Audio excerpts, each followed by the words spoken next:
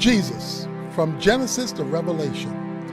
In Genesis, he's the creator God. In Exodus, he is the Redeemer. In Leviticus, he is your sanctification. In Numbers, he is your guide. In Deuteronomy, he is your teacher. In Joshua, he is the mighty conqueror. In Judges, he gives victory over your enemies. In Ruth, he is your kinsman, your lover, your redeemer. In 1 Samuel, he is the root of Jesse. In 2 Samuel, he is the son of David. In 1 and 2 Kings, he is King of Kings and Lord of Lords. In 1 and 2 Chronicles, he is your intercessor and high priest. In Ezra, he is your temple, your house of worship. In Nehemiah, he is your mighty wall protecting you from your enemies. In Esther, he stands in the gap to deliver you from your enemies. In Job, he is the arbitrator who not only understands your struggles, but who has the power to do something about them. In Psalms, he is your song and your reason to sing. In Proverbs, he's your wisdom helping you to make sense of life and live it successfully. In Ecclesiastes, he is your purpose delivering you from vanity. In the Song of Solomon, he is your lover and your loyal friend.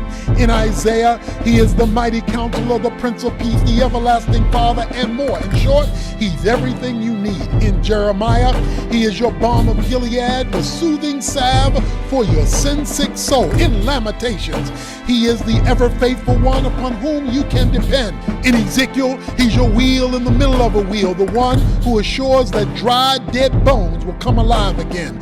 In Daniel, he's the Ancient of Days, the everlasting God who never runs out of time. In Hosea, he is your faithful lover, always beckoning you to come back, even when you have abandoned him. In Joel, he is your refuge, keeping you safe in times of trouble.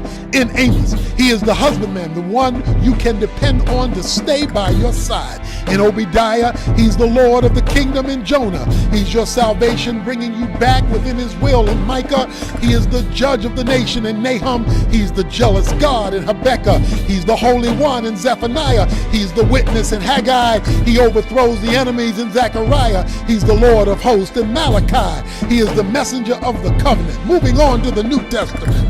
In Matthew, he's the King of the Jews. In Mark, he's the servant. In Luke, he's the Son of Man, feeling what you feel. In John, he's the Son of God. In Acts, he's the Savior of the world. In Romans, he's the righteousness of God. In 1 Corinthians, he's the Rock of Israel. In 2 Corinthians, he's the triumphant one giving victory. In Galatians, he's your liberty. He sets you free. In Ephesians, he's the head of the church. In Philippians, he is your peace. In Colossians, he is your completeness. In 1 Thessalonians, he is your hope. In 2 Thessalonians, he is your glory. In 1 Timothy, he is your faith. In 2 Timothy, he is your stability. In Titus, he's God and Savior. In Philemon, he is your benefactor.